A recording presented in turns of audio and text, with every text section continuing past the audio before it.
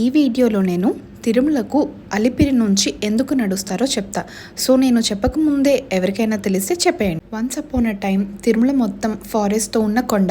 So అప్పుడు roads buses ఏమీ లేవు. సో భక్తులు ఫారెస్ట్ నుంచి ముళ్ళ చెట్లు దాటుకొని వైల్డ్ యానిమల్స్ భయాన్ని ఎదుర్కొంటూ స్వామివారి దర్శనం చేసుకోవటానికి వెళ్ళేవారు. సో అలిపిరిని భక్తులు పవిత్ర ద్వారంగా భావిస్తారు.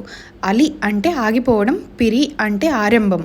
సో ఇక్కడ నుంచి పాదయాత్ర మొదలు పెడితే భక్తుడు లోకంతో ఉన్న రిలేషన్స్ అన్నీ వదిలి తను వేసే ప్రతి అడుగు స్వామివారి పాదాలకు అర్పణగా మారుతోంది అని నమ్మకం. పూర్వం కథల ప్రకారం రాజులు కానీ సాధారణ ప్రజలు కానీ ఏదైనా కోరిక కోరుకుంటే లైక్ వర్షం కావాలి, లేదా ఆరోగ్యం కావాలి, సంతానం కావాలి అని స్వామివారిని కానీ మొక్కితే ఆ కోరిక నెరవేరిన తరువాత అలిపిరి నుంచి తిరుమల వరకు నడుస్తూ స్వామివారిని దర్శించుకోవడానికి వెళ్ళేవారు. సో ఇప్పటికీ కూడా బస్సెస్, కార్స్, జీప్స్ ఎన్ని ఉన్నా సరే లక్షలాది భక్తులు 3500కి పైగా మెట్లు ఎక్కుతూ 5 to 6 కిలోమీటర్స్ నడుస్తూ అలిపిరి నుంచి తిరుమలకు వెళ్తారు.